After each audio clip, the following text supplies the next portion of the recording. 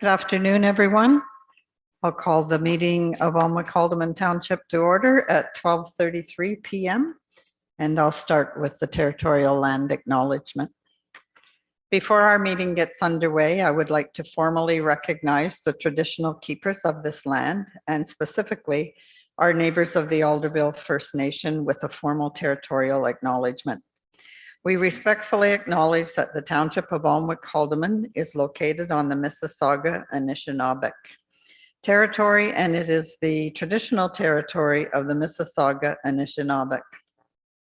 The Township of Almac-Haldeman respectfully acknowledges that the Mississauga Nation are the collective stewards and caretakers of these lands and waters in perpetuity, and that they continue to maintain this responsibility to ensure their health and integrity for generations to come. Thank you. Any disclosures of pecuniary interest or general nature thereof? Seeing none. Approval of the agenda as circulated.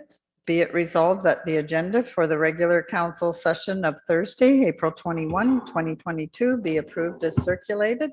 Have a mover, please. Councillor Hogg. Second, Councillor Philp. All in favor? Carried. Item 5 is our delegations, and our first delegation is from Paul Vandergraaf, Chief of Cobourg Police Service, and Carol Beauchamp, Executive Director of Rebound Child and Youth Services, Northumberland. And it's regarding Ride for Rebound Day. Be it resolved that Council permit Paul Vandergraaf, Chief of Cobourg Police Service, and Carol Beauchamp, Executive Director of Rebound Child and Youth Services, Northumberland, to take the floor to make a presentation to Council. Have a mover? Deputy Mayor Gibson. Second, Councillor Philp. All in favor? Carried. Okay, Paul and Carol will give you the floor. Thank you for coming today. Thank you very much. I'm going to turn it over to the expert on this first, and that's Carol Beauchamp, and she'll get us started for sure today. Thank you. Thank you so much for having us here today. I'm not sure how many of you are familiar with Rebound Child and Youth Services, so I'll just give you a quick overview. Rebound Child and Youth Services is a child and youth agency. We serve the whole of Northumberland County. We serve over 1,500 children and youth and families each year. We engage with roughly 200 children and families every day.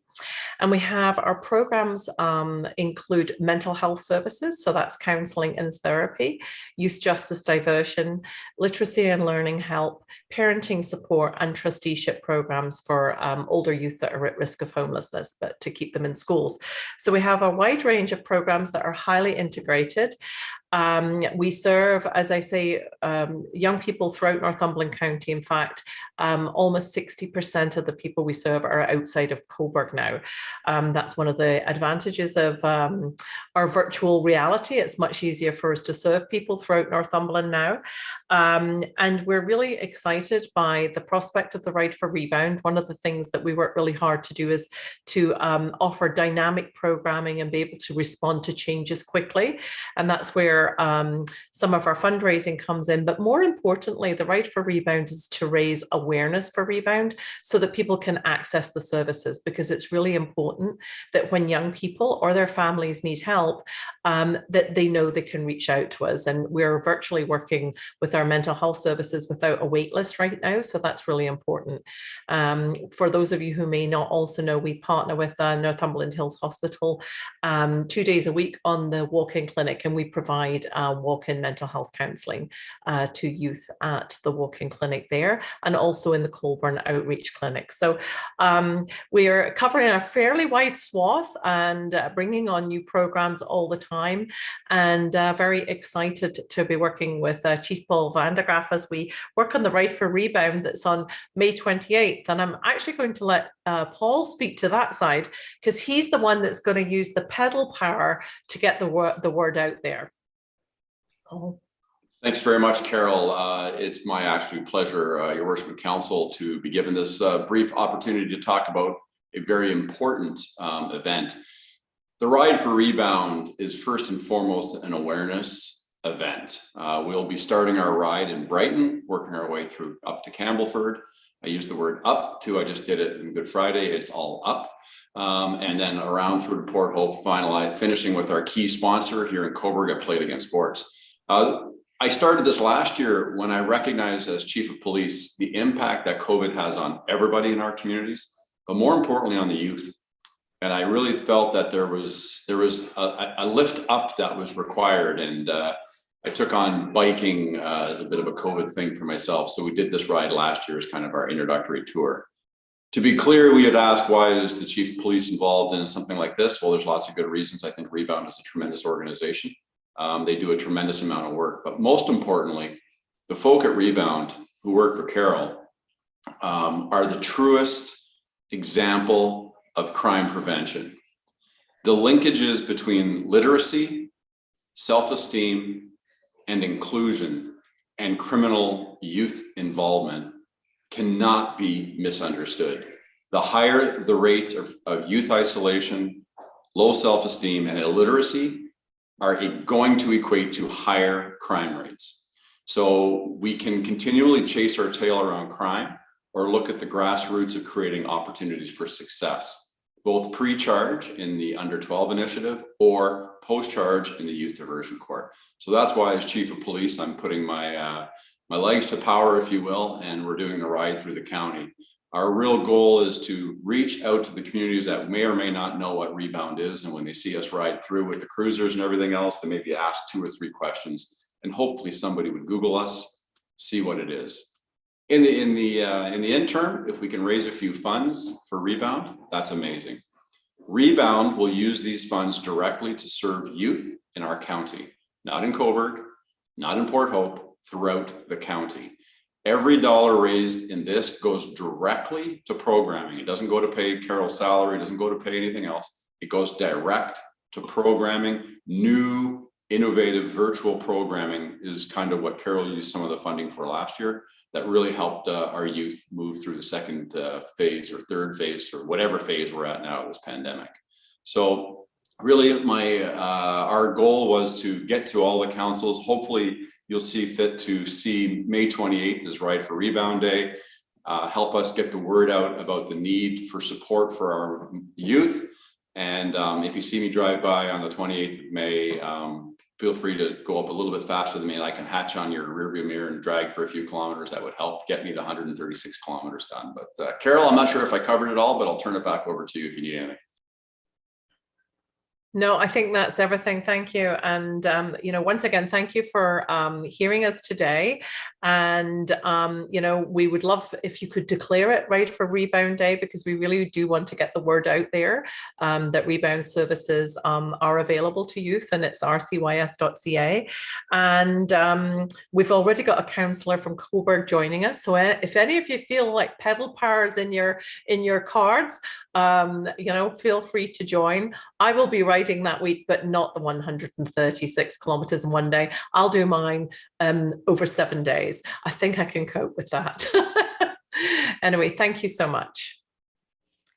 Thank you very much, Carol and Paul, for your presentations. And I'm sure we can help out. One way we can make sure it gets on our website, and we can also post paper posters in all of our facilities for people to read, and I'm sure there will be people interested. Thank you so much. Council, do you have any questions or comments? Seeing none. Thank you very much, Paul. and good luck. Thanks very much now. And Thank you. Carol, good luck, Carol. Item 6, we have a presentation by Jennifer Moore, CAO, Northumberland County, and Glenn Dees, Director of Finance Treasurer, Northumberland County, re 2022 Northumberland County Annual Update. Be it resolved that Council permit Jennifer Moore, CAO, Northumberland County, and Glenn Dees, Director of Finance Treasurer, Northumberland County, to take the floor to make a presentation to Council regarding the 2022 Northumberland County Annual Update. Can I move her, please? Deputy Mayor Gibson and Councillor Booth. All in favor? Carried. Jennifer and Glenn, you're on. Thank you. And welcome. Thanks for coming. Thank you. It's good to see everybody. I think we've made this presentation to this group many times before. You are probably fairly familiar with this. So similar format to what we've done in the past. I'm not sure. Do we have the presentation available? Does everyone have it available? I think it was sent through to the clerk. So, all right. So I will just let you know as I'm flipping through the slides, so you can keep up. But I think most of it you'll certainly get the gist of it just from me speaking. So going through the presentation outline, as I said, it'll be similar to previous years. I'll talk a little bit about what we achieved in 2021 and then what we're working on for 2022, and Glenn will talk a bit about the financials and just hit those highlights. So very similar format to last year. We do have one slide that just talks about our mission and vision. That has not changed. It's been consistent now for a number of years. And we still have the same vision of bringing together people, partnerships, and possibilities for a strong and vibrant Northumberland County. And of course, our mission is about being a best practices leader in county government and collaborative partner with our member municipalities as well as our community partners. And then we have our four pillars under that, and that is the format of the presentation as we've done in the past. We'll talk about some of our main achievements and objectives under each one of those pillars. Because we're still dealing with COVID, I will talk a little bit about what we did in 2021 with respect to COVID specifically. We had to continue with all of our regular operations, but like everybody else, a number of specific initiatives responding to the pandemic. The county staff did an excellent job as they responded and took on those challenges. So very, very proud of what they were able to do. Some of the highlights of unique responses that we had to the pandemic over the last year and a bit. Our social services team did launch a program called Northumberland Eats. That was a partnership with the United Way. You may be aware of this. Those food vouchers were available throughout the county. That program has actually successfully transitioned so that it is now being operated by the United Way. And what it was an opportunity to get food available to help with food insecurity across the county. It's a meal at a restaurant that you could use the vouchers for, or to purchase food. So giving another means of folks to get a healthy meal. But a great launch and very successful there. Of course, childcare services did have to lead 2 rounds of emergency daycare services for frontline workers as there were school closures. We also got a little bit creative, and our IT department did some digital literacy work, and they did that outreach program. And that was really targeted at some of the folks that were finding themselves doing more online than what they had in the past. And they needed to be aware of some things about security online and some of the things that they should know when they were communicating. And that was very well received by the residents of the county. We can't omit the Golden Plough Lodge. Of course, they were very busy and there was a lot going on there with infection prevention and control. They did an excellent job as a staff team in keeping the residents safe. It's been a very rough couple of years, but they are seeing the light at the end of the tunnel, and it's been trying, but they're now up to their 4th booster for most of the residents and continue to work hard to keep them safe. Our paramedic team saw a lot of activity COVID related. They of course were doing their base business, but in addition to that, they saw some very unique types of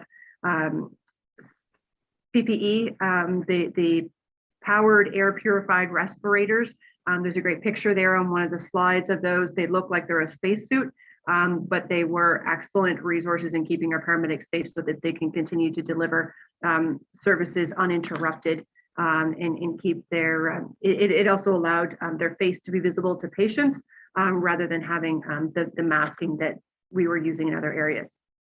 Also, the paramedics got very involved in the assessment centers and vaccine distribution throughout the county. So they were doing a lot of in-home vaccinations as well as participating in some of the clinics. And I know they worked with municipal staff in getting those first doses out.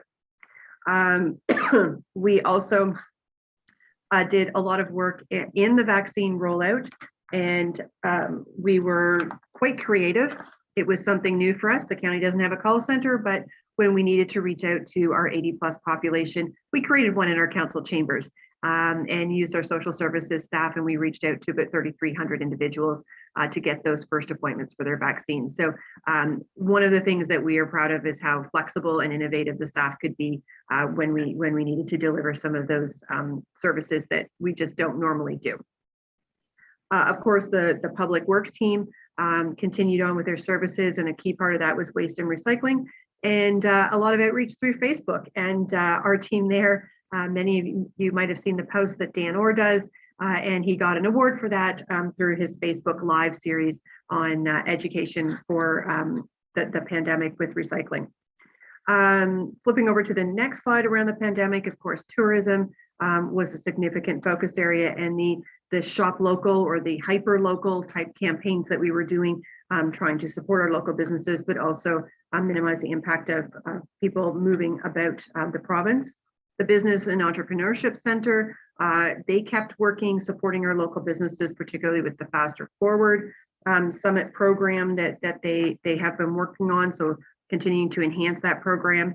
A lot of work to make sure that we were not going to miss out on any speeding ticket revenue or other provincial offenses fines.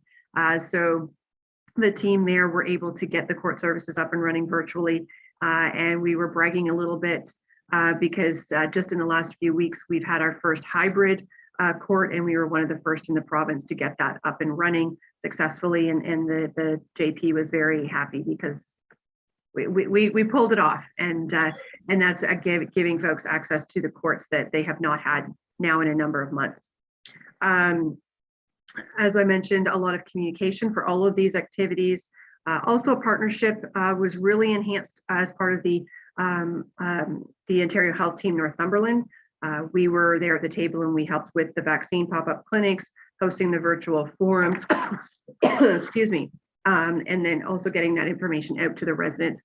And we saw things through the pandemic launched, like the Outreach Center in Colborne. So the pandemic was very busy. It did jumpstart some initiatives, and we were quite pleased to see what we could do.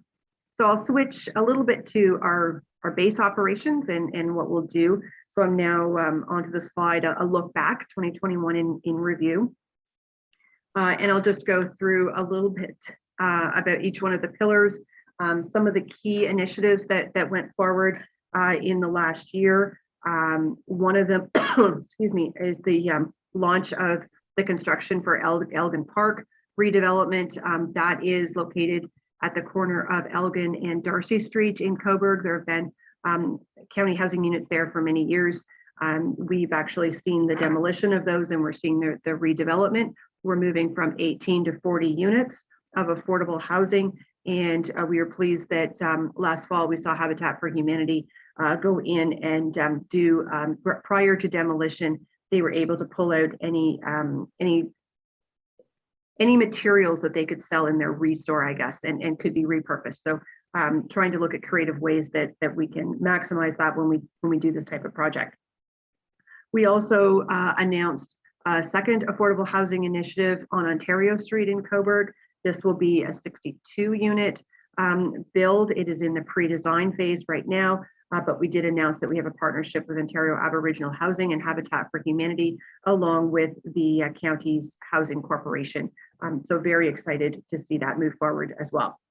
Also last year, we did some work around the economic recovery post-COVID. I had mentioned about the Entrepreneurship Center and what they were doing last year. They helped support over 50 businesses, which created about 108 new jobs. So really working with those folks on their digital footprint. We also saw 26 new food businesses launched through the OAFBC. So again, very exciting work there. Supported the women entrepreneurship strategy. We were leading on that, and about 225 women led startups across Northumberland and 4 other constituencies in Eastern Ontario. Also, along with that economic renewal, focusing in on some of our tourism assets, and in particular, the tourism wellness experience. And we know that's particularly relevant for your municipality, where you do have some businesses, and that is very much their focus in attracting tourists, and with a focus on how their wellness, the outdoor experience, that sort of thing. Talking about sustainable growth, excuse me. A number of activities there, much of it around our official plan, updates and amendments. So of course, the natural heritage system, that guide was developed. It's about preserving and enhancing our significant natural features and areas. So that has been incorporated into the OP. We've also launched last year the update process, which is the growth management amendment to the OP. And you'll hear about that, the Northumberland next, and we've done a number of consultations already, and that will continue through 2022. Also, Glenn will speak a little bit later. We did an update to the countywide development charge last year, and that was in response to legislation, but certainly proving to be effective as we're seeing development pressures throughout the county and giving us that insurance that growth is paying for growth. Also with the county forest, again, very much relevant for your municipality. The forest management plan was developed. It was officially approved in 2022, but very key to how the forest will be managed over the coming decades, looking at it as both a cultural and recreational asset, but also the environmental components and the logging of trees for revenue. So combining all of that and blending them together is quite important for us. We also did significant work to advance the broadband in Northumberland, and hopefully we'll have some information to share in the coming days on that. The construction for the Golden Plough Lodge in Northumberland County Archives and Museum got into full swing. Those that have been by the site lately, you'll notice it's up out of the ground. You're seeing lots of cement and blocks and things being built. It took a while for many months. They were working on the underground, and now we're starting to see just what that structure is going to look like. And of course, that will move us from 151 beds to 180 long-term care beds in the community. We did a lot of work on our public works, so various roads projects. One of the larger ones was the Dartford Bridge rehabilitation, as well as a number of safety opportunities. And for those that go to Brighton very often, the railway crossing on Prince Edward Street has been a safety concern, and there's a significant work there, and we're hoping to see that construction completed this year. The design works were done last year. Moving on to thriving and inclusive communities. Here, again, a lot of work around community safety and well-being. Of course, there was the consultation and development of that plan.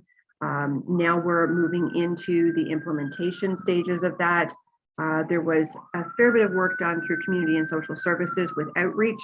The social services relief fund from the province through COVID was able to see us implement some new and different programming, things like warming rooms, in partnership with Greenwood Coalition, St. Andrew's Presbyterian Church in Coburg, as well as St. Peter's Anglican Church and Transition House. They partnered over the past 2 winters to make sure that there was facilities available for those that were either homeless or in precarious housing and needed that sort of outreach. With affordable housing, we also launched our capital incentives program. So earlier I talked about some of our own affordable housing builds. We've also implemented programs in 2021 to try and incentivize the private sector to do more affordable and attainable housing across the county. And then, of course, we've talked a lot about community paramedicine, and we did receive funding in November that allows us to launch the community paramedicine long-term care program, and that will see us getting out into the homes of seniors that are on the wait list for long-term care homes to make sure they're getting some of the supports that they and their caregivers require to keep them safely in their homes. For leadership and change, this is some of the items that are maybe not quite as out in front or as public, often behind the scenes, but important nonetheless. We did change the governance structure of county council. Last January, we moved to a committee structure, more openness and transparency as far as how decisions are being made. And that is working quite well. We did have a participatory budget program last year. I got to say that a few times fast. And we'll, that was to seek some public input and contribute to the budget. We did significant work on our IT infrastructure. We certainly heard how much the focus was on cybersecurity, and that was really accelerated through the pandemic. So we did a lot of work on our own infrastructure. We won a Marcom Gold Award for our financial report, and we certainly encourage anybody to take a look at that annual report if you want to get a good overview of what the county has been up to each year. And finally, as I did mention, we are part of the OHT team, and a lot of work there, and the new outreach clinic in Colborne has been very well received, as well as the work that we're doing with our paramedics in the community paramedicine and the volunteer support programs. Looking ahead to 2022, many of those programs will continue this year. As I mentioned, we received the funding for the long-term care community paramedicine program. So we'll see that launch in the next little bit. We're getting equipment and that sort of thing purchased now so that we can see ourselves getting full force out into the homes and providing that service. A lot of work happening again with the community safety and well-being plan implementation. For those, I believe you've seen a presentation, but the 4 key outcomes of that were around homelessness and affordable housing, substance use and addictions, poverty, employment and income, and mental health. So those overlap with many of the base services that we're providing, and there'll be a lot more coming on those as we work with community agencies to implement some responses to those concerns. The early years team continues to work very successfully on Indigenous programming and expanding that educational component. And as I said, we have a lot of work that we're doing with the OHT, and that group is in the midst of doing a strategic plan. And we'd certainly encourage everybody to join those consultation groups and provide that input, because it is really about our healthcare and how we collaborate in provision of those services across the county. I had mentioned the Elgin Park redevelopment. So those buildings have been, half of them have been demolished, and we'll see phase 1 construction start very soon. They're in the permitting process right now, and they will be building quickly. We'll see the continuation of the construction of the GPL. We're continuing on design work this year for the Campbellford Bridge, but in the meantime, we will be doing the replacement of both the Thompson and Loomis bridges. Those are bridges that are currently closed due to safety concerns. And as I mentioned, we're working on the official plan update. So there's a fair bit happening across all of those activities. We'll also be working on our multi-year accessibility plan. We're working on our asset management strategy, and that's something that's been underway for a number of years, and we'll have that ready this summer. The social housing strategic plan and the social housing master plan will be critical to how we're going to maintain and develop all of those assets, as well as where we're doing expansion across the various communities across the county. And also a lot of work happening behind the scenes for our IT infrastructure, and the importance of getting that into great working form to keep ourselves efficient and safe and secure. So that is a whirlwind tour of some of the highlights. I'll turn it over to Glenn for a couple of slides on the budget. Thanks, Jennifer. Thanks, Jennifer. Your All right, turn, Glenn. Good afternoon, everybody. Good afternoon. So you should be at a slide now that reads by the numbers 2022 county budget. And I'm just really going to provide a brief summary here, primarily on the county's budget, as well as on our long-term plan over the next 2 slides. And primarily what it's doing is it's highlighting information from our budget infographic that you can also find on the county's website. So if you flip over to the next slide, you'll see, and then again, this is from our infographic, you'll see at the top right that the county levy increase for 2022 after growth was 3.1%. Of this, 0.4% or $250,000 comes from the new annual hospital grants that were approved by council, and this is going to continue on for another 4 years. So this is the first year of 5. This then leaves the increase specific to the county coming in at 2.7% for the year. And this is further broken down to an increase of 0.8% for dedicated infrastructure investment, and then a 1.9% increase for the county's base levy. At the top left on this slide, you can see that the total county budget is just over 181 million. So by no means is it a small municipal budget, and 63 million of this is funded through property taxation.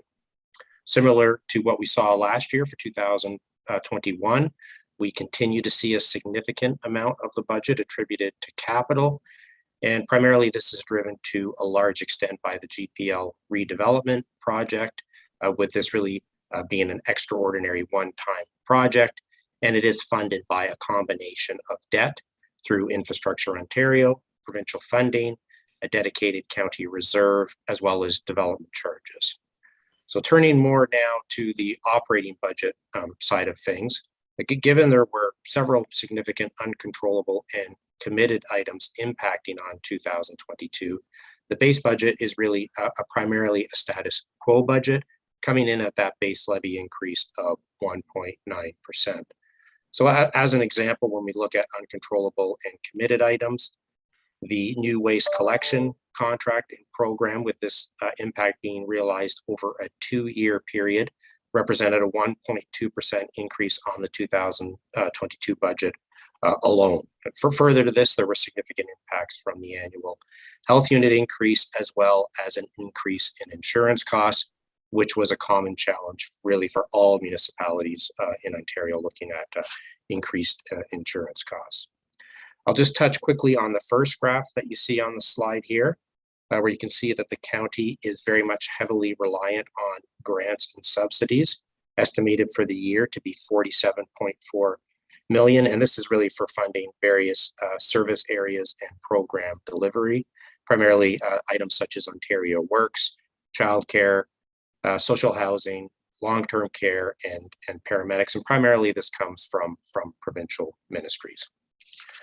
So if you flip over now to the next slide, again, this is from the infographic, and what we're focusing on here is the county's 10-year financial plan, and it's specific to the capital portion of our long-term model. So at a very high level, the model anticipates approximately 355 million for major capital over 10 years, including the recurring annual transportation construction program, but we also have some large, extraordinary, one-time projects that are either underway or contemplated over 10 years. And these are items such as the GPL redevelopment, and as Jennifer had commented on, expansion of the county's social housing stock. So many of these capital projects were identified within the county's first county-wide development charge background study. So as Jennifer had commented on, the county really is now well positioned to source some much needed financing from development charges, and really with the goal of ensuring that growth pays for growth related costs. 2021 did represent the first full year of the new county DC, and it resulted in receipts of approximately 1.6 million. And we know growth is continuing across the county, so this really was prudent timing for the implementation of the county's first county-wide DC for financing some of the projects that you see here. So while mentioning capital, just a note on some of the cost escalations we are likely to see here from inflation, and certainly this is very relevant in the media. What we're looking at from the perspective of construction, the latest non-residential construction price index for the GTA, this is a measure of inflation in respect primarily to non-residential construction activities, is actually sitting at 15.3%, so very, very elevated. This is going to create challenges for the county and all municipalities when updating your long-term financial models, as well as looking at your upcoming annual budgets. And on the operating side, it's no different. The latest CPI measure came in at 6.7%. Just a note on COVID from a financial perspective. It's anticipated in 2022 for the county that there will be sufficient provincial funding to offset any pressures through items such as Safe Restart funding, various iterations of social services relief funding, and various pockets of funding from the Ministry of Health and Long-Term Care for paramedics and the GPL. I'll just close out with the impact on the average home from the county's budget in 2022, and it's approximately $38 for the average residential homeowner in Northumberland as the impact from the county's budgetary increase in 2022. So that is it in a very high level summary, and we could take any questions if there are any. Thank you, Glenn. Any questions from council? Staff? No. You've explained it well, Glenn and Jennifer. And thank you to you and your staff, because I know you work quite long hours on this and hard working to get that all done. And there was a lot to do this year. So thank you from our township. Thank you. And thanks for your presentation. Thank you. Bye-bye. Okay, we'll move on to item 7. This is special council session minutes of March 17th and April 7th, 2022. Be it resolved that the special council session minutes of Thursday, March 17th, 2022, and the regular council session minutes of Thursday, April 7th, 2022 be approved. And there is a correction on March 17th, Pat. The name at the front is Mary Catherine O'Neill. You just missed her last name there on the front page. Thank you. Okay, do I have a mover, please? Councillor Phil, second. Councillor Booth, all in favor? Carried. Is there any business arising from those minutes? Seeing none? Is this the Thursday, March 17th minutes? Yes, they're on there. Yeah, I do have a correction that I'd just like to address if I could. From the Recreation Committee meeting minutes on page 35 of 372.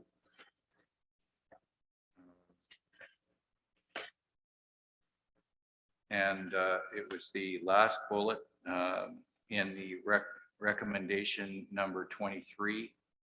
And the bullet says suggestions were made about a community hub in Grafton. I just believe that we discussed that, and that the word Grafton should, or that the location was not verified by anyone, and so that should be struck. Yes, we did have that discussion. It was based on, it made the assumption there was a community hub to be in Grafton. That's to be determined. Correct? To be And that's, determined. Yeah. we decided that's to be determined. Thank you. That's it for me. Okay.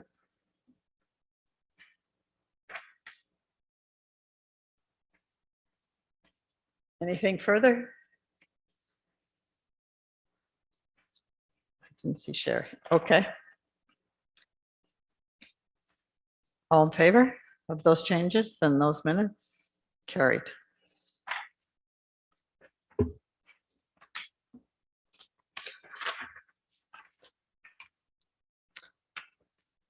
We're on item 9.1. It's report from David Dawson, Fire Chief, April 21st.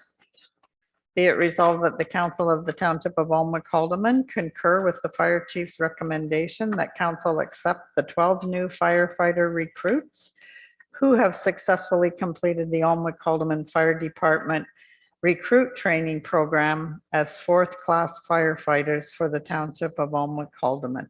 Can I have a mover, please?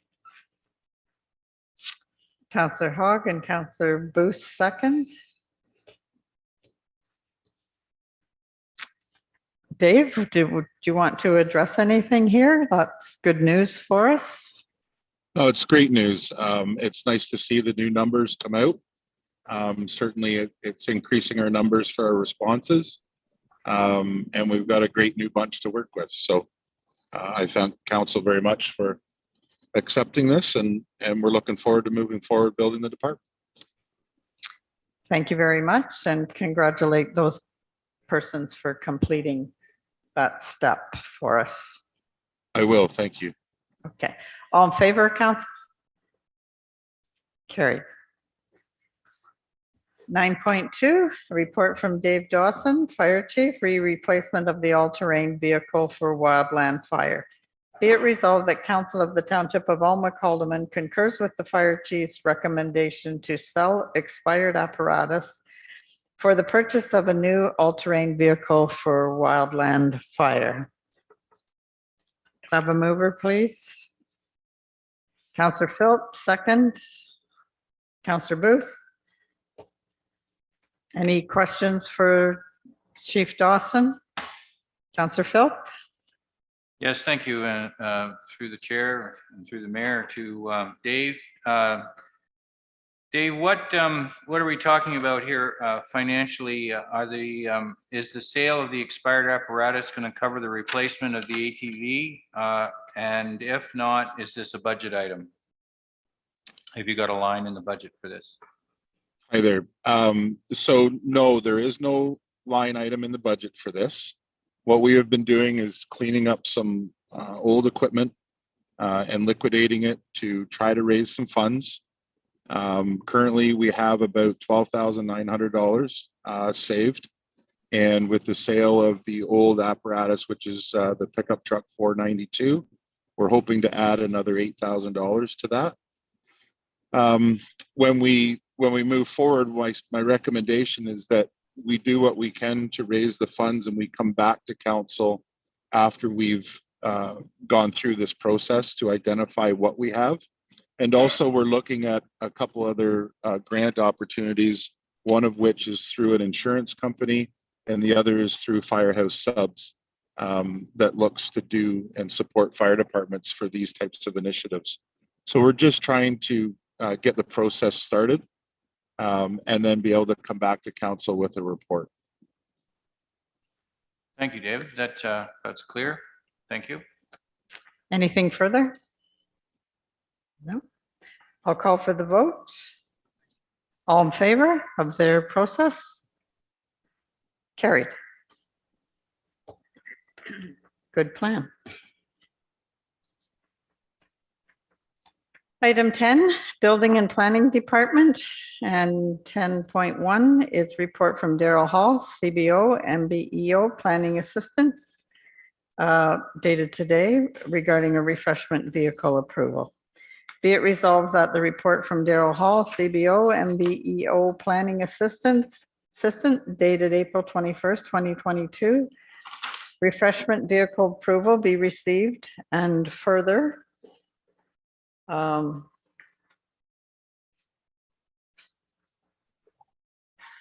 if council is satisfied with this, we'll approve it at your recommendation, Daryl, but I'll get it on the floor first. Can I have a mover? Jim, second by Deputy Mayor Gibson. Any questions for Daryl, or we'll just let him explain? Go ahead, Daryl. Okay, well, thank you, and good afternoon, council. Yeah, this is just for a refreshment vehicle bylaw. It has to be, a license has to be renewed every year. This refreshment vehicle was there in the past. Last year, moving to a new spot at this location, which we approved.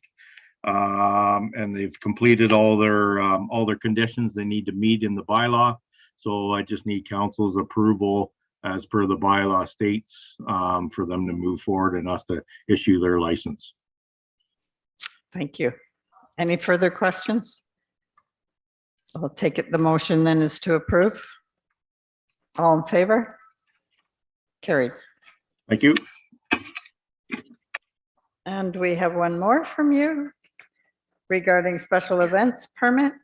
Be it resolved that the report from Daryl Hall, CBO, MBEO Planning Assistant dated April 21st, 2022, special events permit application be received, and it needs council's direction.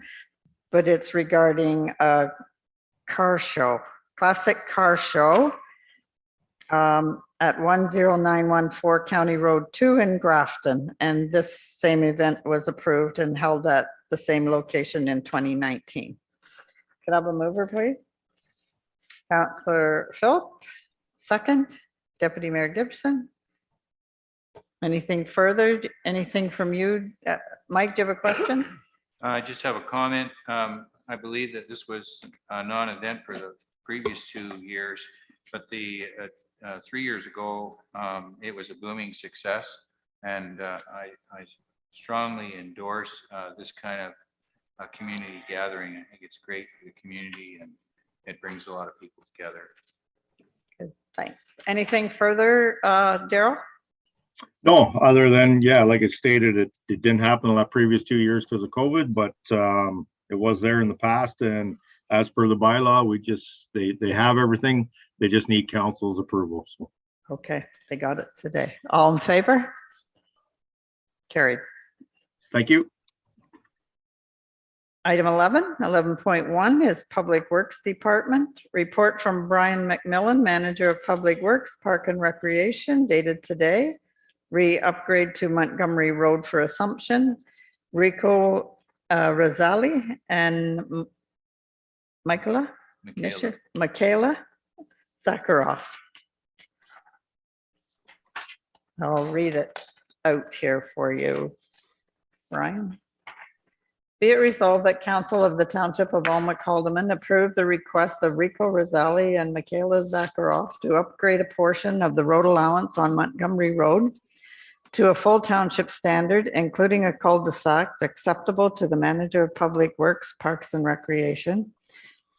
Excuse me. So an entrance can be developed off of Montgomery Road at concession 9, part of lot 18, registered plan 408, lot 27, former Almac Township, provided all costs are borne by the applicants, Rico Rosali and Michaela Zakharoff. And further, that the mayor and the acting clerk of the Township of Almac-Haldeman be authorized to execute an agreement at a future meeting between the township and Rico Rosali, oh, I thought that was an L, and Michaela Zakharoff for the upgrading of a portion of the road allowance between lots 18 and 19, concession 4, extending approximately 305 feet extending north on Montgomery Road. And further, that once the road is brought up to a township standard satisfactory to the Manager of Public Works, Parks and Recreation, that a bylaw be passed to assume this portion of the road into the township system. And further, that the Manager of Public Works, Parks and Recreation report be received and filed. Could I have a mover, please? Councillor Phillips, seconded by Councillor Hogg. All in favor? Carried. That looked pretty straightforward. Did you have any comment, Brian, or you're good with that? No, the report was pretty straightforward. Again, this is on Montgomery. We have this one that will be done, and council seen one a month or so ago that will be happening on Leach Road as well. And at some point there will be a similar one on Drope Road as well. So there's 3 of these that will be brought up to township standard that will be bylawed into the township road network that staff will then look after. Okay. Thanks, Brian. Item 12, 12.1 is report from Nicole Leach Bahoon, Treasurer, dated April 21, re 2021 budget overages. Be it resolved that the report from Nicole Leach Bahoon, Treasurer, dated April 21, 2022, re 2021 budget overages be received and filed. Could I have a mover, please? Councillor Philip, Deputy Mayor seconds. Gibson, Deputy Mayor Gibson. Any questions, Council, for Nicole? Greg? Deputy Mayor or Councillor Booth, sorry. Yeah, I just had to unmute myself. Just a couple of maybe for Nicole, just for clarity. I'm looking at the, you're talking about the budget overage, right? I'm on the Yes. right. Yeah. it talks about there, Nicole, about the student wages for the Heritage Fund. And there was nothing budgeted for student wages. So could you explain maybe how they spent $708 when there was no budget for student wages? Yeah, so absolutely. I did reach out to Bob Dean of the Heritage Committee. And you are correct, they did not budget for any summer student. However, a grant was received by Parks and Rec. However, there were additional hours available. And therefore our program director did reach out to Heritage. So some hours were used by the Heritage group from this student grant. The offsetting grant money was not reallocated to the Heritage revenue. However, I plan on making an adjustment to offset those costs prior to the final audited financials. We don't have the final adjustments in yet, so. Okay, good, thank you. One other one that I just noticed right now, and maybe Troy could answer this, maybe it just has to go under a different line, but under ACC, Troy, it talks about $1,263 for Kelly's Excavating. Yeah, So that goes under different go ahead. line? Go ahead. Yeah, I would think that would be snow removal. They take care of all the winter maintenance on the sidewalks and Roseneath. So I would imagine, without getting the detailed out of it, I would say that snow removal. I think that's a contract, right? That they Yes. do. Yes. So would that come out of ACC then, or should we look at maybe in the future putting it somewhere where it just doesn't look right, because it says we budgeted nothing and we're 100% over because we spent $1,200. Does it go, would that go under building and grounds, or if that's for all of Roseneath, does it go under somewhere else? I can work with Nicole wherever she wants to put it to make it more clear, I guess. But yeah, so it would be definitely for the snow removal of the sidewalks around the ACC. So wherever Nicole would like to see it. Okay, thank you.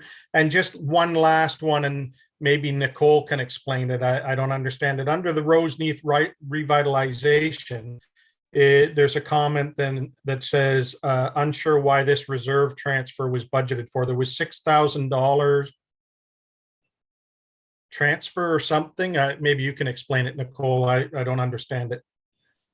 Yeah, so I did discuss this with Troy briefly. It looks like at some point the Roseneath revitalization project was decided to have been complete, that we weren't doing any more with this. The budget was originally set up to be a break even. So because there was $7,500 in other costs, there was $6,000 that were to come from reserves to cover that. Since it was budgeted to be a break-even project, as you can see, there's a $903. It looks like that we are over at this point. I'd be looking at doing a transfer in 2021 from reserves for the difference of $903.05 to ensure that that still sits at a break even. And there's a couple of other items I just wanted to point out as well. In the admin section, in the analysis that I had attached, there was on the line that says capital admin building reno. It's second from last in the admin section. I had a note in there that said remove 15,000 for air conditioners. That was actually a note that somehow made its way in from the 2022 budget process. That should actually read that there is an overage of $7,000 due to a furnace that was replaced that wasn't initially budgeted for. And then up in the admin contract services line in the same section where I have image solutions agreement, 19,500. That item was covered by a transfer in from reserves from the modernization reserve that was approved by council, and that was for the scanner, I believe, for the records management project that's been going on within the clerk's office. There was actually a total of about $43,000 in the admin section. If you look at the revenues for 2021, that covered some of the overage and expenses in the admin section. So, Any further questions? Greg? No, just a comment to say thank you very much, Nicole and Troy. This report is exactly what I was looking for to show, the overages and everything like that. And it's very good to be able to, look at this as a counselor and look at stuff. So it's very much appreciated. Thank you. Yeah, I agree.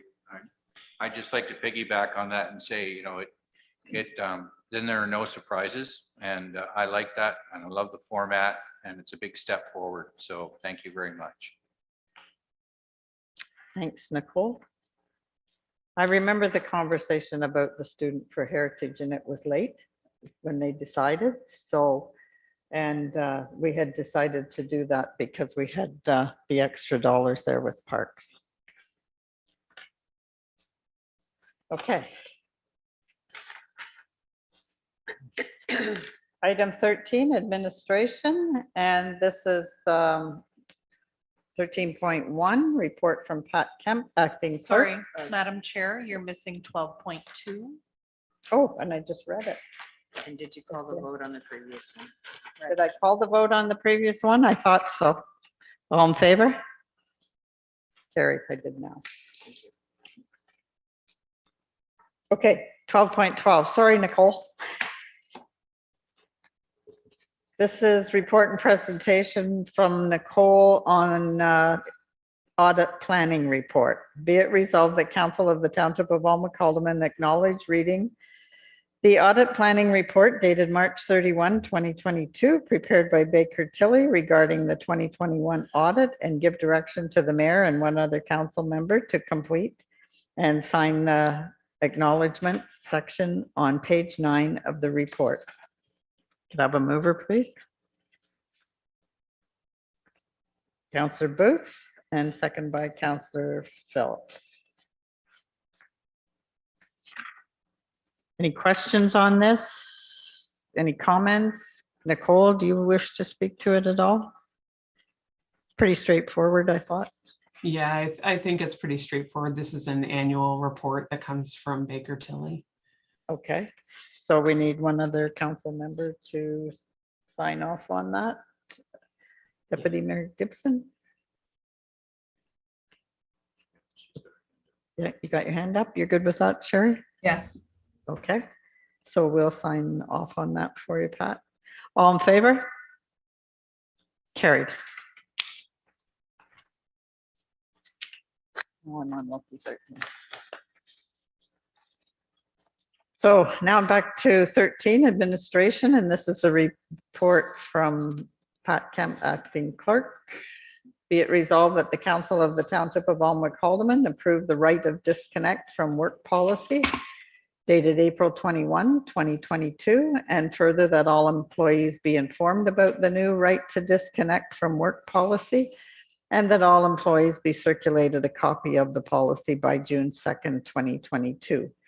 And as you know, this has come from the province as Bill 27.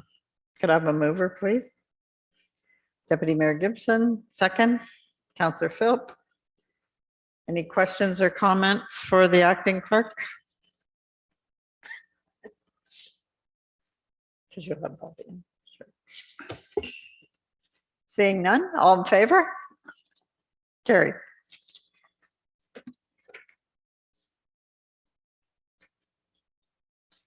The next one is committee reports, Ganaraska Region Conservation Authority minutes of March 17th. Be it resolved that the Recreation and Cultural, Advisory Committee meeting, wait a minute, am I missing one? Okay, and then I got a different, okay. Be it resolved that the Ganaraska Region Conservation Authority minutes of the Board of Directors of March 17th, 2022 be received and filed. Have a mover, please. Councillor Booth, second. Councillor Hogg. Any questions or comments? All in favor? Carried.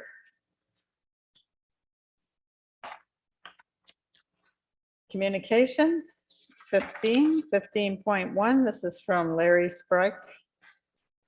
Lucy, regarding Grafton Drinking Water System report. Be it resolved that the correspondence from Larry Sprika, Lucy, read Grafton Drinking Water System report, operations report, reporting period, December 2021 to January 2022, be received and filed. Could I have a mover, please? Councillor Philp, second. Councillor Booth.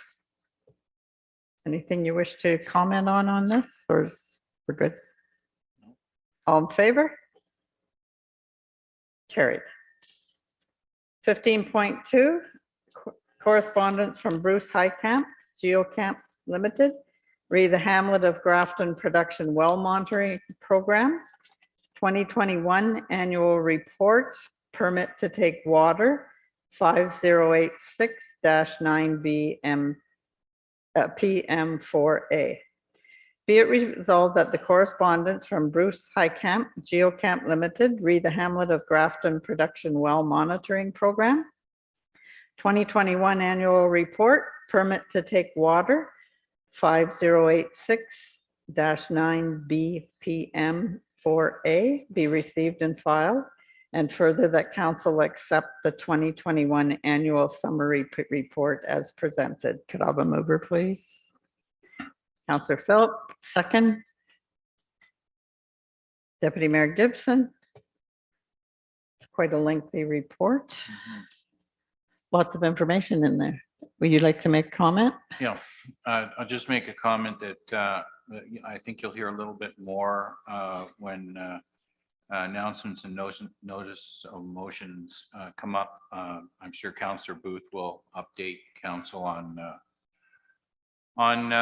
some good news from Bruce Heitkamp.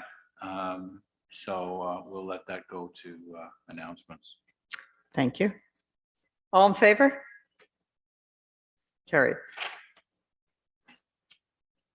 15.3 is correspondence from Maggie Darling, Director of Communications and Community Impact, United Way, re community conversations on equity, diversity, and inclusion. Be it resolved that the correspondence from Maggie Darling, Director, Communications and Community Impact, United Way, re community conversations on equity, diversity, and inclusion, be received and placed on the township website. Could I have a mover, please? Deputy Mayor Gibson, second.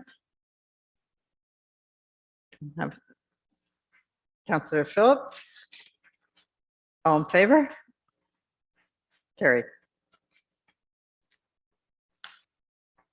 15.4, correspondence from the City of Cambridge dated March 31st, corrected copy of resolution of council supporting a moratorium on the new aggregate operations. Be it resolved that the correspondence from the City of Cambridge dated March 31st, 2022, re-corrected copy of resolution of council supporting a moratorium on new aggregate operations be received and filed. Could I have a mover, please? Deputy Mayor Gibson, second. Councillor Hogg, all in favor? Carried. Correspondence from Enbridge Gas, April 12th. Be it resolved that the correspondence from Enbridge Gas Inc. dated April 12th, 2022, read notice of hearing at Haldeman Shores Community Expansion Project be received and filed. Could I have a mover, please? Counselor Philp, second. Deputy Mayor Gibson, And I do have a comment. okay. Thank you through the mayor.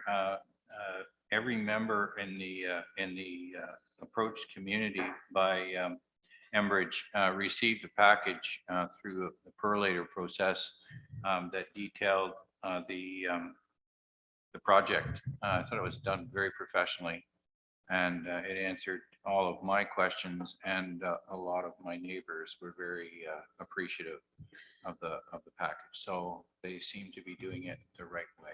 That's good. And I think they're having a day, they haven't had that yet, have they, Troy?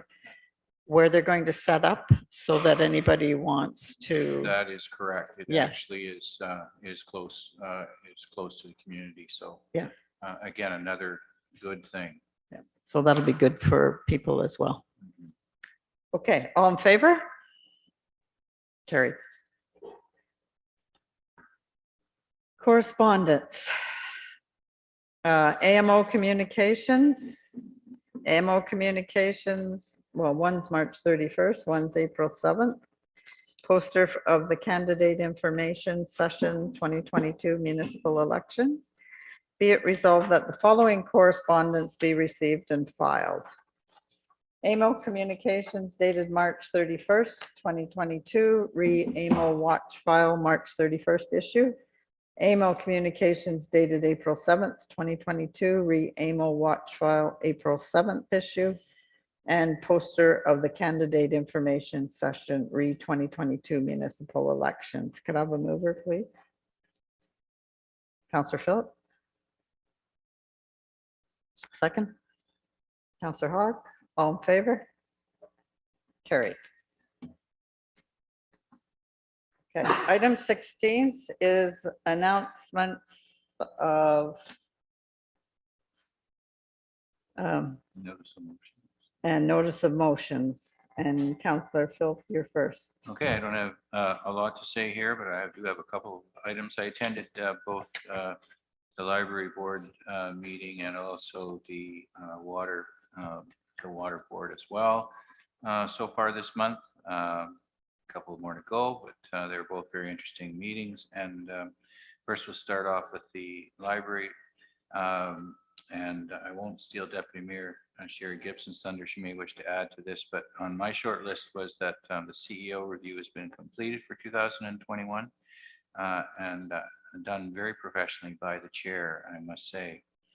The next thing is that one of the library employees, Kate Sheehan, is retiring, and certainly on behalf of the library board, the director, and all of council, I wish her the very best as she steps into her new life of retirement.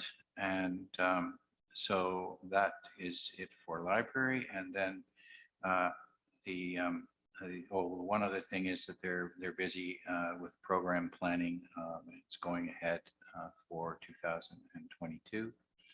And then the other meeting was the water committee meeting, and I think I will defer to Councillor Booth as he is the chair of the water board, and he can fill us in when it's his turn. Thank you. Thank you. It's his turn next. Go ahead. Do you have anything, Greg? Yeah, just a couple of things. The Ganaraska Conservation Authority meeting, which was scheduled for this evening, was canceled by the chair and will be rescheduled. We did receive an invitation from them today to Conservation Authority members. Mike, you probably got this, and maybe the mayor did too, that the Ministry of Environment is holding a meeting on May the 2nd from 1 to 3 p.m. to discuss programs and services for conservation authorities. So that will be an interesting meeting to attend. I plan on attending. Myself and Mike did attend the water meeting yesterday for Grafton. In the report that we received from Bruce Highcamp, there was good news in there. For the last 13 samples, that he's been taking from the wells, they've detected very small ppm of BTEX, toluene. And this sample that they took just now in March, there was nothing. It was completely clear. No detection of toluene at all. So that's good news. If we can go the remainder of the year with very minute or no, not picking any of the toluene anymore, then we're looking at, it'll be a big help for us financially, because then we won't have to do 4 inspections or 4 testing 4 times a year. We'll be back to just once a year. So we're hoping for the next 3 that'll come up the same. And also in the December sample that they took, they got minute samples of dry cleaning fluid for some reason. And in this one in March, it was nothing. It was perfect. One of the best readings he's ever had. So we're hopeful whatever happened is going to continue to happen, and that'll be good for us. Myself and Mike did also bring up to the Water Committee, because there was a report to Council on February the 24th from Jennifer Current, the Grafton for Council to discuss with the Grafton Water Committee to have confirm the water system capacity and to do a water modeling. I guess they call it a water modeling. I'm not sure what the right word is, Mike, for it, whether it's a test or it's some kind of water modeling. And what it does, basically, Lucy said, is it will show us exactly where houses and that can go. It takes into consideration the size of piping. So it's not just a capacity thing of how many more houses you can add. It's where you can put them and what size of pipe and stuff like that.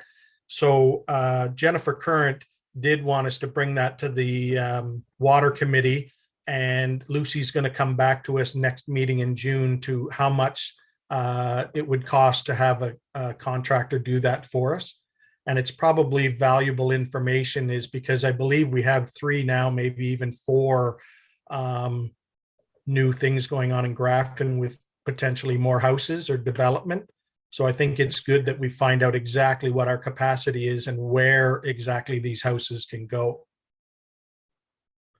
And that was it for me. Thank you very much. Councillor Hogg, do you have anything? I have nothing at this time. Okay. I have a bit of a list again, but it's a quick list. I did get a letter from the Honorable Steve Clark, Minister of Municipal Affairs and Housing. I mentioned it at our last meeting, but I just want to read part of it. It was dated April 6th. With key public health and health system indicators continuing to remain stable or improve, Ontario is cautiously and gradually easing public health and workplace safety measures, with all remaining measures, directives, and orders to end by April 27th, 2022. So that's the work deployment measures for Ontario orders will end April 27th. The patios order will end on April 27th. Temporary health or residential facilities, that regulation came into effect on April 9th. And that order will end on April 27th. So that's just for your information. I think I sent the letter out, but if I didn't, I will. But that's what came at that time. And she gave me another one. This one's from Dwayne Campbell at Northumberland County Growth Management Amendments, virtual consultations. This is regarding the Northumberland official plan update notice. The below notice is being provided to all prescribed persons and public bodies in accordance with Ontario Regulation 54.3/06. A copy of the proposed official plan amendment is attached for information. And we can put all of this on our website for people. There's a virtual open house Wednesday, April 27th from 6 to 7. A 20-minute presentation from county staff and consultants will begin at 6 p.m., followed by a public question and answer period. And the other one is the virtual public meeting Wednesday, May 4th, 2022 at 9 a.m.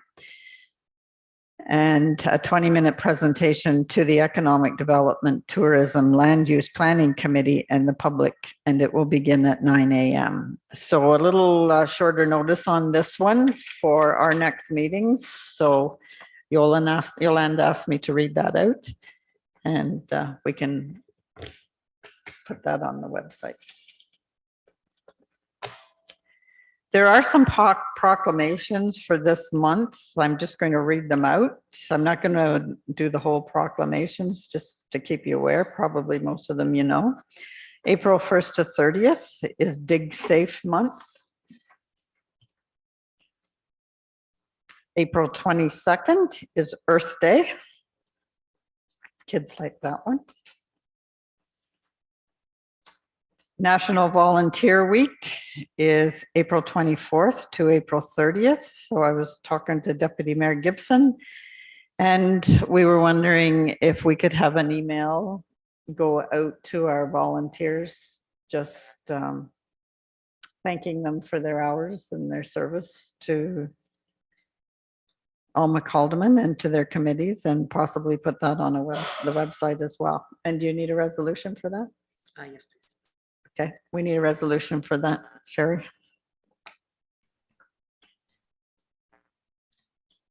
Go ahead. Mayor Latchford, I'd be happy to make a motion to recognize and honor all of the work and support that our volunteers have done, to help make our community a wonderful place to live.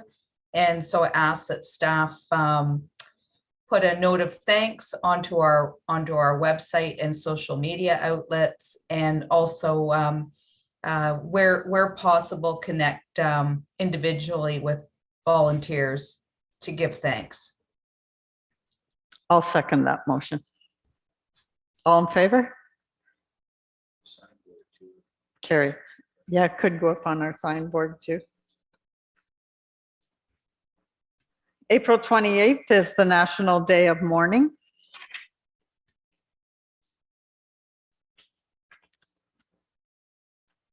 May 1st to May 8th is Emergency Preparedness Week.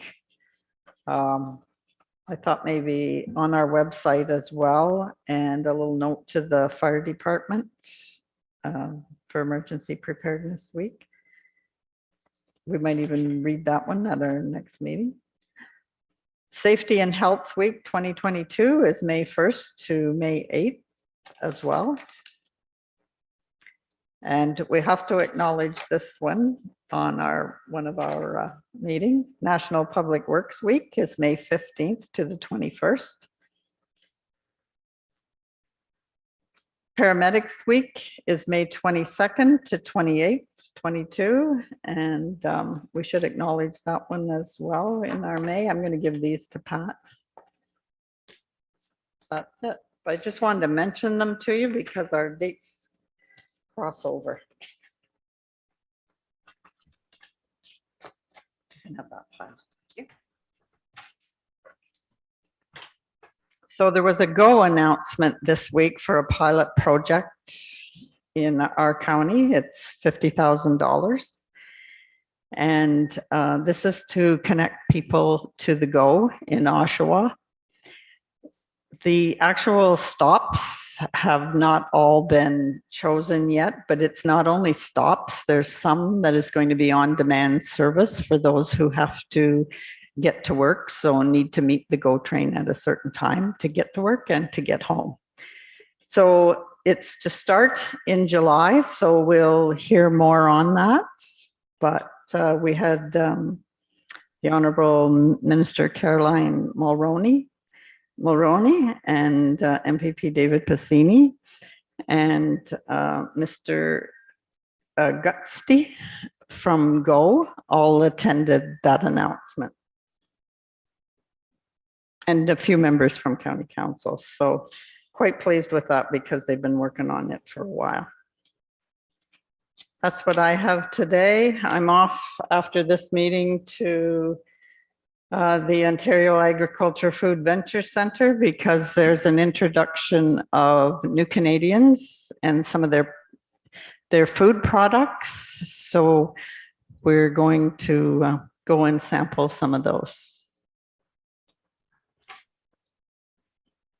And that's it for me. Deputy Mayor Gibson. Got anything? I'd be happy to speak, but Councillor Booth had his hand up there. No, you go ahead. I just didn't know whether the mayor was going to mention either about Ross Pool, either the mayor or yourself, Sherry. Okay. Okay, thank you.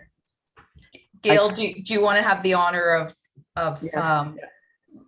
Okay. informing about former chief?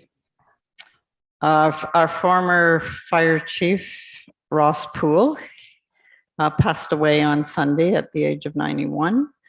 And he was also the public works supervisor person for Alnwick Township for his career. And then he became fire chief in Alnwick. And when the amalgamation happened, he became deputy chief for Alnwick Haldeman Township. So he certainly served 24/7 and he served for a lot of years. His service will be visitation at the ACC from 10 to 11 on Saturday, this Saturday, and service at 11, and then about 11:45, it'll be internment at Cemetery.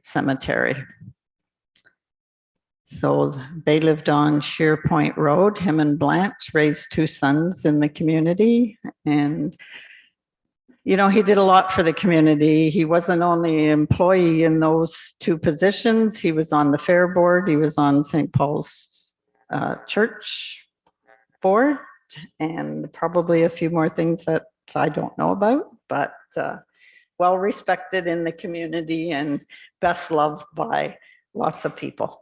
So it's a loss for us to lose Ross. And I think that the firefighters are going to be dressed and have a procession as he goes out through. So Would it be appropriate that we could put that on the town website for people to know, or would we have to talk to the family first? Would they mind, or? is there any rules for that?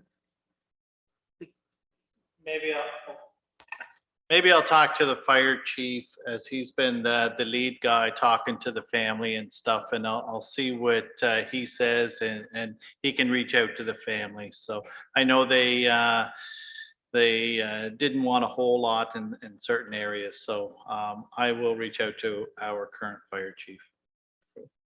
Okay, thank you. Okay, so we'll leave that in your hands. Oh, one other thing, are we working on an insert for the last tax bill? Information insert? We will be, yes. Yes, okay, that's all I wanted to know. Okay, Sherry? Your turn. Thank you. And thanks for mentioning Ross Poole. I think, you know, we all remember him as a very quiet, but a very strong personality, and he did so much for our community. So extend sympathy to his family, and so glad that the department is getting involved. So I don't have anything more to add in regard to the library board. I think Mike has updated you on that, except to say that, you know, that is a board that is well chaired, and they've got some strong members. So just enjoying being involved in that. And again, yeah, best of luck to Kate Sheehan as she enters retirement. I think that's well deserved, and she's been a great employee through the last few years. I did attend for the first time this morning the Northumberland Chamber of Commerce meeting, Board of Directors. That started back up. So They asked for an update from the municipalities that attend. So Coburg does an update, Hamilton Township and ourselves. And I just thought I would like to mention to you what I'd brought forward to the board, because I think sometimes we forget about all the great work that, staff have been involved with and that, council has supported. So I think it's just a good reminder to us about, the great direction that Alma Calderman is heading in, and that, so I talked about our short-term rental bylaw in the public meeting that's being hosted on April 26th in Roseneath at the Alnwick Civic Center. Mayor Henderson from the town of Coburg said that they are also working on a similar bylaw and that he would be happy to do some information sharing back and forth with us. So I'll leave that with you, Gail. Talked about the public works renovation and addition that's happening starting next month, the Enbridge community gas expansion in Grafton, the construction of the memorial trail around the Haldeman Arena, and the accessibility that provides to the seniors that are living in Haldeman Court, the expansion of broadband, and some of the new building that we're hoping to have come again to Grafton. So, that community is really up and coming and expanding with hopefully the construction of some additional new homes.